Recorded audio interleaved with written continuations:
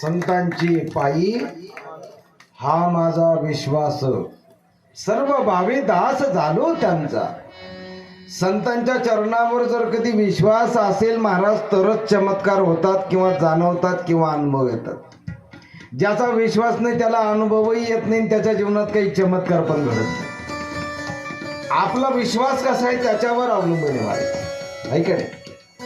आपला विश्वास जर दृढ असेल महाराज तर दगडामध्ये सुद्धा देवाला यावं लागेल महाराज. जसं प्रल्हादाचा विश्वास होता तर देवाला खांबामध्ये यावं लागलं आणि खांबामध्ये प्रगट व्हावं लागलं महाराज.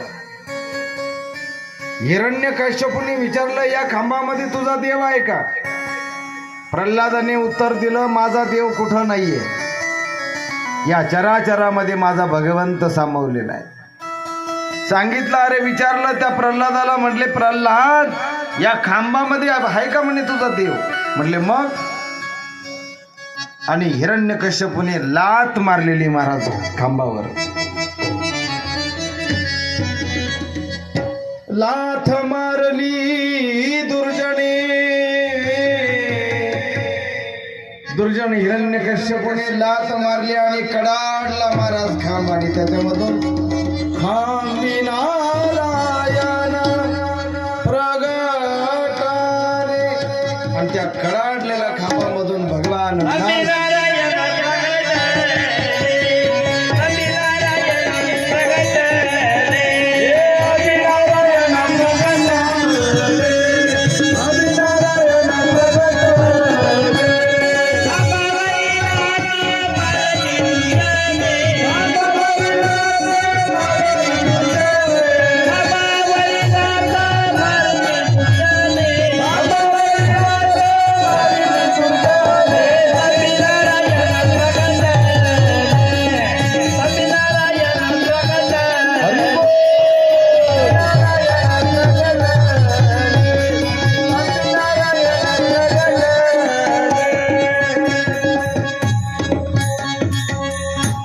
छगन चौगुले महाराज की काय जय म्हणतो. छगन चौगुले नावाची गायक होऊन गेले, ती त्यांचीच झाली. त्यांनी चिल्या बाळाची कथा गायली होती, बरोबर ना? हा, चांगुना. आणि त्या चांगुनाचा पती काय? श्रेयाळ. आहे का? श्रेयाळ आणि चांगुना, या श्रेयाळ आणि चांगुनाच्या पोटी तो चिल्या बाळ जन्मला आणि भगवान भोले बाबा येतात महाराज परीक्षा घ्यायला, आहे का नाही? हे खांबी नारायण प्रगट रे.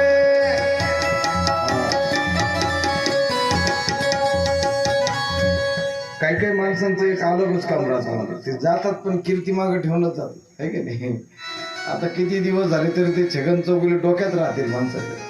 असो, भगवंत विश्वास जर असेल महाराज, विश्वास तो करी स्वामीवरी सत्ता. विश्वास तुका म्हणे नाही विश्वास द्या म्हणे पहाडे पुराणे विचार. म्हणून तुम्हाला पुराणातलं उदाहरण दिलं का पुराणामध्ये असं असं उदाहरण आलेलं आहे. विश्वास पाहिजे महाराज. आणि साईबाबांनी डोळ्याला अशी पट्टी बांधून टाकलेली महाराज. बिबी ठेचून त्याच्या डोळ्यावर बांधले, पॅक पट्टी बांधून झोपवलं त्याला. आणि झोपवल्यानंतर 5-6 तासांनी त्याला उठवलं आणि त्याच्या डोळ्यावर अशी पाण्याची धार धरली महाराज. पट्टी बिट्टी सोडली, ते बिब्याची गोळी होती ते काढले बाजूला आणि थंड पाण्याची अशी धार धरली.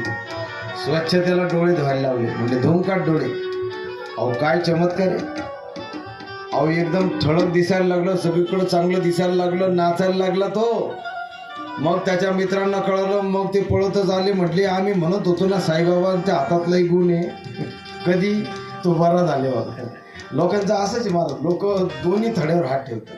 कृष्णांजन एक वेळा डोळा घालिता कृष्णांजन एक वेळा डोळा घालिता मीर दुःख बोलले विठले भ्रांतीचे पडा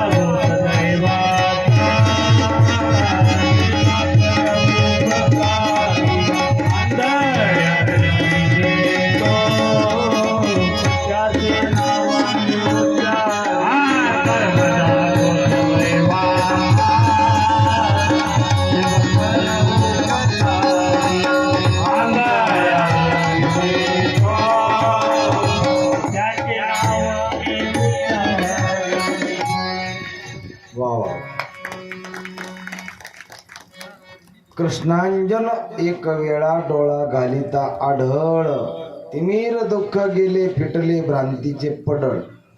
या डोळ्यावर पडळ आलं म्हणजे पडदा आलेला आहे. कोणता? भ्रांतीचा पडदा. आणि हा भ्रांतीचा पडदा कसा जाईल? हा कृष्ण नावाचं अंजन मेडिकल मध्ये मिळतं, है की नाही? आता कोणत्या मेडिकल मध्ये मिळतं हे तुम्ही मला कथा झाल्यावर विचारा, है की नाही? ते मेडिकल या धोंदलगावमध्ये, लासूरमध्ये, वैजापूरमध्ये नाहीये. ते मेडिकल कुठे याचा पत्ता मी तुम्हाला कथा झाल्यावर देईन. पण हे कृष्णांजन नावाचं जे अंजन आहे, हे अंजन डोळ्यामध्ये टाकल्यानंतर मात्र भ्रांतीचं पडळ नक्की जाईल यात शंका नाही. बाबांनी असं काय अंजन घातलं होतं त्याला, त्याचं उत्तर महाराजांनी प्रमाणामध्ये दिलं मला. साईबाबांनी कृष्णांजन त्याच्या डोळ्यामध्ये घातलं आणि शुद्ध चांगली त्याला अगदी दूरपर्यंत दिसेल अशी दृष्टी बाबांनी त्याला दूरदृष्टी दिली. बऱ्याच लोकांकडे दूरदृष्टी नाहीये. ठराविक अंतरापर्यंतच दिसतं, पुढचं दिसत नाही लोकांना. म्हणून बरेच लोक फक्त पायाजवळच पाहतात, है का नाही? माझी भाषा ज्यांना कळत असेल त्यांना कळत असेल.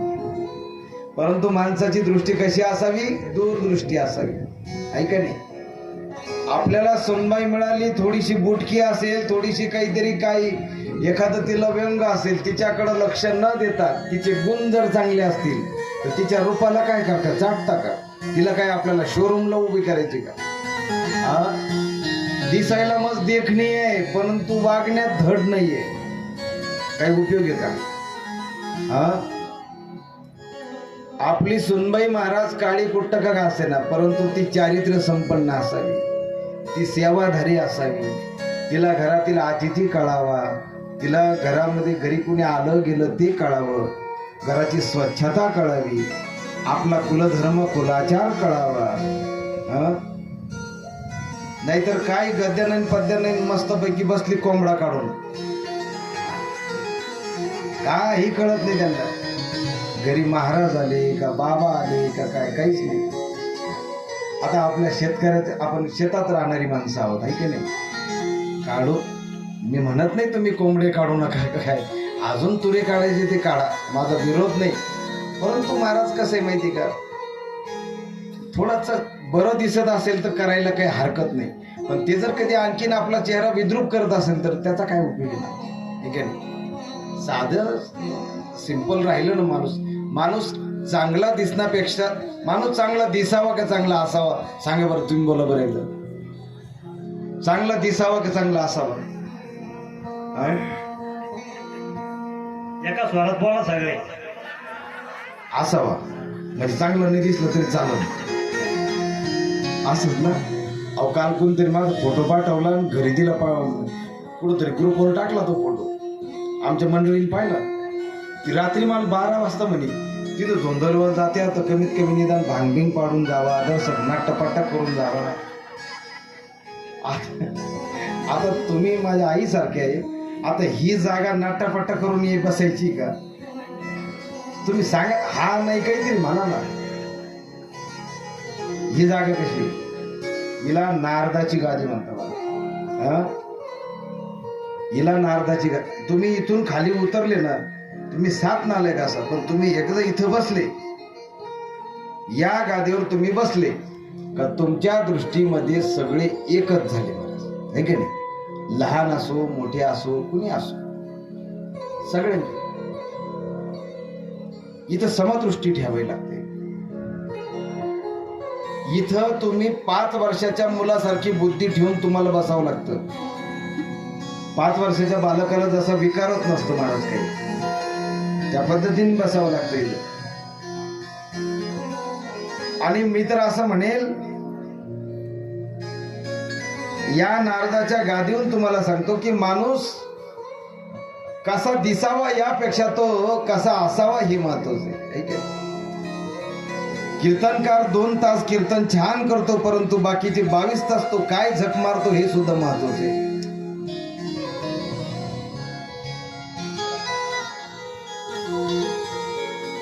मी एका गावात गेलो होतो कीर्तनाला, आता मागच्या 2 महिन्यापूर्वी. डॉक्टर इकडं मंठ्याच्या खाली गाचा विणा त्यांनी घ्यायचा म्हणे, आणि त्यांनीच हरिपाठ करायचा आणि मग रात्री त्यांनी कीर्तन करायचं म्हणे. ज्याचा हरिपाठ पाठ असेल त्याच महाराजाला आम्ही कीर्तन देतो, बाकीच्या महाराज किती मोठा किती खोजा आम्हाला काही घेणं नाही म्हणे. आणि त्या गावामध्ये मी गेल्यानंतर महाराज तिथं मला हरिपाठच करावा लागला, आणि हरिपाठ केल्यानंतर महाराज सगळं गाव नाचलं त्या हरिपाठामध्ये. काय आनंद आहे, आनंद आहे. सांगायचं तात्पर्य काय, या गादीवर बसल्यानंतर या गादीचे काही अधिकार आहेत. जसे या गादीचे अधिकार आहेत तसे या गादीचे नियम सुद्धा आहेत. ज्याने विठ्ठल मात्रा घ्यावी त्याने पथ्य सांभाळावे. ज्याने होत नाही त्यांनी या भानगडीत पडू. लोकांचं काही, लोक बोलणारच आहे महाराज. लोक तुम्हाला नाही बोलणार मग कोणाला बोलणार? लोक बोलणारच आहे, परंतु आपली तयारी असावी ना. आपण जर कीर्तनकार आहोत आणि आपला जर हरिपाठच जर पाठ नसेल मग महाराज हे लांछनास्पद आहे ना. कीर्तनकाराचा किमान पक्षी हरिपाठ झालं, काकडा झालं, तयार पाहिजे. साधना केल्याशिवाय कुठली गोष्टीला सुरुवात करू नये. पाहुणी ग्रंथ करावे कीर्तन. एकदा ग्रंथाचं अध्ययन करा, ग्रंथाची साधना करा, ग्रंथाची कृपा प्राप्त करा, गुरूंचा सद्गुरूंचा आशीर्वाद प्राप्त करा, साधू संतांचा आशीर्वाद प्राप्त करा, मग तयारीला लागा. तेव्हा कुठं त्या वाणीमध्ये ताकद येते. मग ते सहज जरी बोललं तरी लोक ऐकतात महाराज. का? तर वाणीचं तप झाल्यानंतर तुम्ही काही बोला महाराज. वक्ते बाबा, ब्रह्मलीन संत वक्ते बाबा तुम्ही ऐकून असाल. काय बोलायचे महाराज ते मला माहित असेल ना. वक्ते बाबा फाड फाड फाड बोलायचे बाबा, परंतु त्या वाणीमध्ये सामर्थ्य होतं तेवढं. त्या वाणीचं तेवढं तप झालेलं होतं ना. वाणीमध्ये ताकद होती. त्यांनी काही जरी बोलले तरी सहज बोलणे उपदेश, सहज बोलणे उपदेश, सहज बोलणे उपदेश.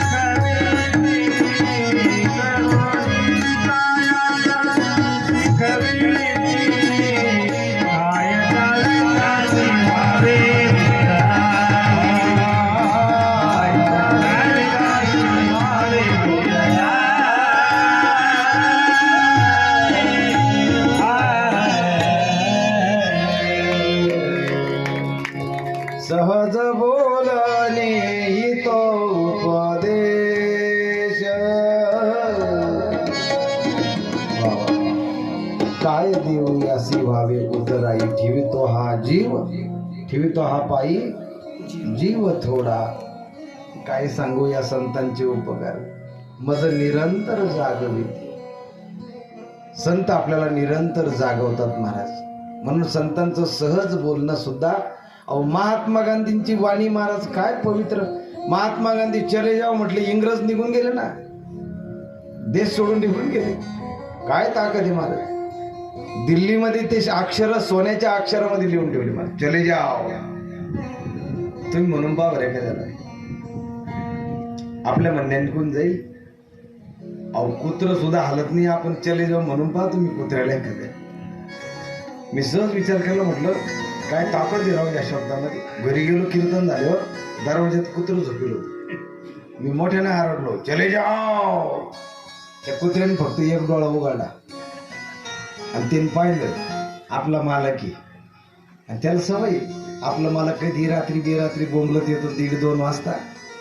पाहिला आणि 3 डोळा खाली घातला, 2-3 वेळा अशी शेपटी आलो, तसंच झोपलो. मला राग आला महाराज. महात्मा गांधी चले जाव म्हटले तर इंग्रज देश सोडून निघून गेले. मी चले जाव म्हटलं तर कुत्रा सुद्धा हाला ना. पण बरं झालं माझ्या बरोबर कोणीच नव्हतं पाहायला. कारण माणूस जर गाडीहून पळणार ना, त्या पळण्यास त्याला काहीच वाटत नाही. पण आपल्याला कोणी पाहिलं का म्हणून तो पहिले इकडे तिकडे. मी चले जाव म्हटलं पण महाराज ते कुत्रं हल्लं सुद्धा नाही. मला वाईट वाटलं, राग आला. मी दुसऱ्यांदा परत मोठ्याने म्हटलं चले जाव. पण दुसऱ्यांदा मी मोठ्याने चले जाव म्हटल्यानंतर कुत्रं तर काहीच नाही, त्याने तर आता डोळा नाही उघडला. बायकोनी मात्र दार उघडलं. ती म्हणली आता तुम्ही किती चले जाव म्हणले तरी मी जाणारच नाही. आता 20 वर्ष झाली लग्न, आता एवढे वर्ष लग्नाला झाले आपल्याला, आता काय जाईल. मी डोळे चुळे दार उघड म्हटलं, उघड सरक बाजूला. ती काय चले जाऊ म्हणले, तुला नाही म्हणलं. म्हणलं ग बैस. कुत्र्याला वलांडून मी मध्ये गेलो, पण कुत्रा जागचा हल्लं. वाणीत ताकद लागते महाराज. संतांची वाणी ही पवित्र आहे. संतांच्या वाणीमध्ये सामर्थ्य आहे, कारण त्या वाणीने तेवढं तप केलेलं आहे महाराज. म्हणून संत सहज बोलत होते तरी सुद्धा ते बोल अभंग झाले महाराज. संतांचे शब्द अभंग झाले. आम्ही आयुष्यभर बडबड करतो पण एकही वाक्य समाज ध्यानात ठेवी. हा फरक आहे संतांमध्ये ना आपल्यामध्ये. साईबाबांनी ते बिबे ठेचून त्याच्या डोळ्यावर लावले तरी सुद्धा त्याला चांगली दृष्टी प्राप्त झाली. एकदा एक भक्त आला बाबांकडे, म्हटलं बाबा 4 दिवस झाले मला ताप आला, हिवताप. बाबांनी त्याच्या अंगाला हात लावला. बाबांनी सांगितलं, म्हटलं एक काम कर, घरी जा, भात बनवून आण म्हटले, आणि लक्ष्मी आईच्या देवळाजवळ काळं कुत्रे म्हटले, त्या काळा कुत्र्याला हा भात खाऊ घाल. आता हा कुठे इलाज आहे का? पण काय चमत्कार आहे ऐका.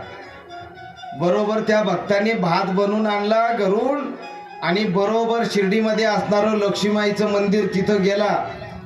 आता तो म्हटला, विचार करत चालला होता, म्हटले बाबाने काळं कुत्रं सांगितले, आता नेमकं काळं कधी मिळायचं. पण काय चमत्कार आहे, तो लक्ष्मीआईच्या मंदिराजवळ गेला, तिथं काळं कुत्रं होतं. त्या काळा कुत्र्याला तो भात खाऊ घातला आणि त्या माणसाचा हिवताप निघून गेला. आता मला सांगा, हे असे उपाय तुम्ही जर घरी जर कराल तर चालेल का? नाही. ही ताकद फक्त संतांमध्ये महाराज, ऐका. आणि संत काय करू शकत नाही महाराज. या संतांचा महिमा किती गाणार आपण महाराज या मुखाने. संतांचा महिमा तो बहु दुर्गम, शाब्दिकाचे काम नाही येथे.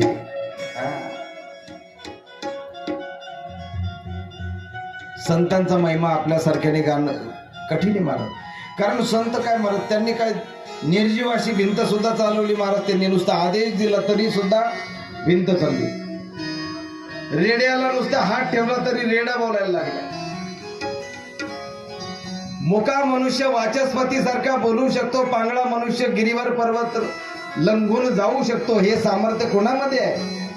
कर्तुम अन्यथा कर्तुम शक्ती ही देवामध्ये आणि संतांमध्ये. देव आणि संत वेगळे नाही. देव ते संत निमित्त त्या प्रतिमा.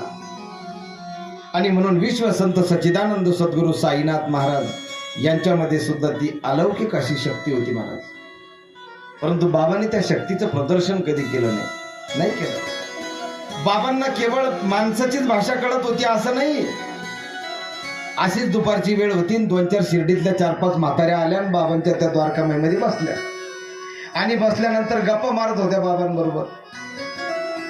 आता म्हाताऱ्या बायांच्या गप्पा काय राहणार आहे? एक म्हातारी बोलायला, आता मला माहिती नाही म्हाताऱ्या बायांच्या गप्पा अशाच राहत्या काय? आमच्या लहानपणी काय असं होतं का? बाई आमच्या लहानपणी एवढी गिन्नी घेऊन जायची मी वाण्याच्या दुकानात, तर असं वटीत मावत नव्हतं, एवढं मीठ येत होतं. कधी? तुमच्या लहानपणी. मग आता ती गिन्नी तरी राहिली का? त्यांच्या गप्पा अशाच राहत्या. बाई लहानपणी माझ्या बापाच्या वावरामध्ये एक आंब्याचं झाड होतं, तसे आंबे आता राहिलेच नाही. म्हणजे ज्यांच्या बापाच्या घरी जे आंब्याचे झाड होतं ना, तसे आंबे अख्ख्या जगात पुन्हा आलेच नाही.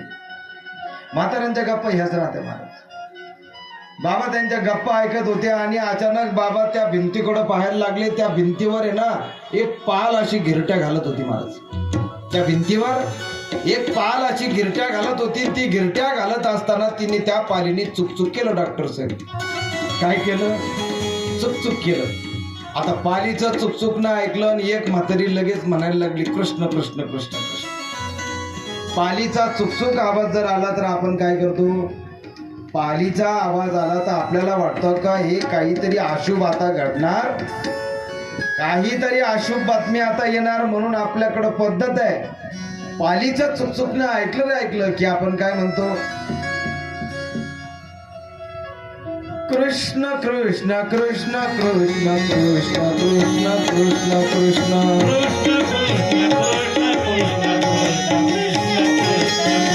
राधे कृष्ण राधे कृष्ण राधे कृष्ण कृष्ण राधे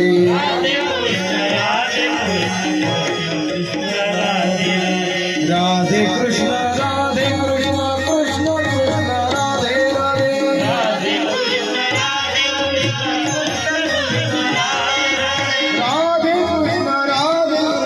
कृष्ण कृष्ण राधे राधे कृष्ण कृष्ण राधे कृष्ण राधे कृष्ण राधे कृष्ण राधे कृष्ण राधे कृष्ण राधे कृष्ण राधे कृष्ण राधे कृष्ण गोपाल कृष्ण भगवान.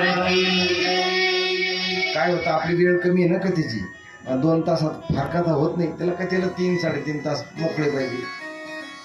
आता इथं एवढी अशी साथ संगत असल्यावर 2 तासात त्या अर्धा तास आम्हाला गायलाच लागत. आणि आपल्या गावात कधी कधी म्हणतो ना आपण काखेत कळसन गावाला वळसा, किंवा जवळी आहे परी भेटेना अशी गंमत आहे महाराज. एवढे सुंदर कलावंत तुमच्या गावाला आहे. तुमचं गाव किती भाग्यवान आहे. एकदा जोरात त्यांच्यासाठी टाळी वाजवा महाराज. आमचे डॉक्टर महाराज, त्याचप्रमाणे आमचे प्रकाश महाराज, त्याचप्रमाणे आमचे कदम महाराज, त्याचप्रमाणे आमचे माझ्यासोबत आलेले हर्षल महाराज. बघा आपलं गाव किती भाग्यवान आहे. आमचे डॉक्टर साहेब तर अनेक महाराज लोकांबरोबर लांब फिरतात महाराज. मी पाहत राहतो त्यांचं फेसबुकला ज्यावेळेस. आणि खरंच हे 2-3 लोक हा म्हटले म्हणूनच मी तयार झालो, नाहीतर मग माझी कथा चालू होती. मी सांगितलं होतं डमाळे पाटला, म्हटलं बा आता काही एवढं वर्ष घ्या तुम्ही धकून, पुढच्या वर्षी पाहू. तर त्यांनी मला सुद्धा येण्याचं कारण काय माहिती का? मी सुद्धा एवढी त्रास नसता घेतला, परंतु 12वं वर्ष आहे का नाही. आणि हा तपपूर्तीचा म्हणजे महत्वाचा पर्व आहे. माणसाच्या आयुष्यामध्ये कोणतीही गोष्ट सलग 12 वर्ष ज्यावेळेस घडते त्यावेळेस ते तप होत असतं मला.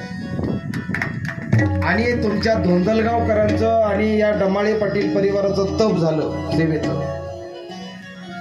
आणि 12 वर्षापासून महाराज सगळं गाव सहकार्य करते महाराज. काय आता रोज रोज ती नावं वाचून दाखवण्याची गरज नाही, पण कोणी पाण्याची व्यवस्था करतं, कोणी जार आणून देतं, कोणी जेवणाची भोजनाची व्यवस्था. आता काय बाकीच्या लोकांचं काय हे, पण तरी सुद्धा सगळे लोक सहकार्य करतात मला, आहे का नाही. सर्वांच्या सहकार्याने हे होत असतं. कोणी आर्थिक स्वरूपात मदत देतं, कोणी वस्तू स्वरूपात मदत देतं, कोणी तांदूळ दिले असतील, कोणी गहू दिले असतील, आहे का नाही. नाहीतर मी यावर्षी कंटाळा केला होता, म्हटलं नको, म्हटलं आता काही माझी कथा झाली बघू नंतर. तर ते म्हटले महाराज होईल थोडी ओढ आता तुमचीच होईल. म्हटलं बरं ठीक आहे. मग मी तयार झालो, परंतु त्यांना विचारलं, पण म्हटलं सात संगत कोण करणार आहे, कारण सात संगतीला लय महत्व आहे महाराज. माणूस एकटा कितीही मोठा असू द्या महाराज, त्याची सहचारिणी जर बरोबर नसेल, आहे की नाही, काय उपयोग आहे. माणूस लय विद्वान आहे पण बायको धड नाही, काय उपयोग आहे त्याचा, उपयोग नाही होत ना त्याचा. माणसाची पत्नी चांगली असावी आणि पत्नीला सुद्धा पती चांगला असावा, त्यांच्यामध्ये आहे ती ताकद. ती येडा जरी पती असलं तरी सांभाळतात महाराज, तेवढं ताकद आहे. तुमच्या आमच्यात आहे की येडी बायको सांभाळायची ताकद. हा तुकोबराय सांगतात कर्कशे संगती. हा बोला ना, बोला. हा उदंड दुःख बहु फजिती, आहे का नाही. हा उदंड शब्द वापरला त्याच्यात सगळं आलं. कर्कशे संगती उदंड फजिती. अहो ते मोठं अवघड असतं. कर्कश भांडणाऱ्या बायको बरोबर आयुष्य काढणं म्हणजे त्या माणसाचं आयुष्य 50%च होतं. तो 80 वर्ष जर जगणारा असेल ना, तर तो 40 मध्ये आवरून येतो. संगत चांगली लागते त्याला. त्यातल्या त्यात ही 7 संगत आहे. डॉक्टरचं नाव सांगितलं, आमचे प्रकाश महाराजांचं नाव सांगितलं, बरं वाटलं जरा. ही मंडळी आपली जाणकार मंडळी. अजूनही तुमच्या गावात बरीच मंडळी महाराज, ठीक आहे. आता ते बिचारी इकडे येत नाही, फिरकत नाही. आता येतात दरवर्षी ते, पण यावर्षी काय आलेले नाही. शेवटच्या दिवशी येतील. चांगली चांगली गाणारी मंडळी तुमच्याकडे, चांगली वाजवणारी मंडळी आहे. भाग्यवान आहे तुमचं गाव. तसं पाहायला गेलं तर तुमच्या गावाला एक परंपरा आहे. साधू संतांचा वास या ठिकाणी होता, आहे का. बाजीराव स्वामींसारखे महात्मे तुमच्या गावाला इथं त्यांचे पदस्पर्शाने पावन झालेली भूमी आहे. मला एक जण कोणतरी बोललो होतं, मला म्हणे बाजीराव स्वामींनी शाप दिलेला आहे म्हटले धोंदलगावला. शाप नाही, मी तुम्हाला काल का परवा बोललो ना. अहो शाप नसतो, साधूच्या मुखात शाप येतच नाही महाराज. तुम्ही हे डोक्यातून काढून टाका. बाजीराव स्वामींचा शाप नाहीये धोंदलगावला, बाजीराव स्वामींचा आशीर्वाद आहे धोंदलगावला. लोक उगाच काही प्रचार करू नका महाराज. साधू संत कधी जगाचं वाईट करीत नाही महाराज. जगाच्या मधुरावाणी होती, मधुरावाणी होती, मधुरावाणी होती, मधुरावाणी होती. मधुरवाणीने संत बोलत असतात महाराज, पण जगाच्या कल्याणा जगाच्या कल्याणा संतांच्या विभूती, देह कष्ट भीती परोपकारी. बाजीराव स्वामींचा शाप नाहीये, बाजीराव स्वामींचा आशीर्वाद तुमच्या गावात आहे. नाही तर प्रयोग करून पहा. आता ही बाजरी तुमची काढायची, 4 बाजरीचे कणस तोडा आणि तिथे जाऊन समाधीवर अर्पण करून या. बघा काय चमत्कार होतो. तुमची फळं काढायला आली, 4 फळं तोडा आणि तिथं जाऊन समाधीवर जाऊन अर्पण करा. गारजला जाऊन दर्शन घ्या. काय चमत्कार होतो पहा प्रयोग करून. आपलं असं करायचं काहीच नाही, सगळं घर बसल्या झालं पाहिजे. असं कसं काय होईल. साधू संत कधीच जगाला शाप देत नाही महाराज. नाही, महाराजांनी प्रमाण गोड दिलं. मधुरावाणी ओठी तुका म्हणे वाव पोटी, हे का नाही. त्यांच्या पोटामध्ये एवढा वाव आहे मायेचा, इतकी माया भरगच्च भरलेली आहे का त्या मायेच्या पोटी त्यांच्या ओठावर आपोआप माधुर्य तयार होतं महाराज. त्यांनी शिवी दिलेली सुद्धा गोड लागते. अरे साधू शाप नाही देत कधी, हे डोक्यातून काढून टाका. आणि म्हणून जसं साईबाबांनी ते माधवराव देशपांडेला नाही का, हे भटुरड्या उतर खाली. मग भटुरड्या कोणला म्हणतात, ब्राह्मणाला, ऐका नाही. मग ते काय त्या माधवराव देशपांडेला म्हणले का, नाही, त्या माधवराव देशपांडेंच्या शरीरामध्ये जे विष वर चढत चाललं होतं त्या विषाला त्यांनी खाली बसवलं. पाल चुकचुक करायला लागली म्हणून बाया लागल्या कृष्ण कृष्ण म्हणायला, हे केलं भजन करायला लागल्या. बाबा हसायला लागले. बाबा म्हटले, या निमित्ताने का होईना तुम्ही कृष्णाचं नाव घेता, हे का नाही? चांगलंय. शिंक आल्यानंतर आपण रामकृष्ण हरी म्हणतो बा. शिंक जर आपल्याला आली तर त्यावेळेस आपण काय म्हणतो, रामकृष्ण हरी. तुकोबाराय म्हणायचे, शिंक आली मला जांभळी आली तेवढाच माझा वेळ वाया गेला म्हटले, नाहीतर आयुष्यभर मी भजनच केलं.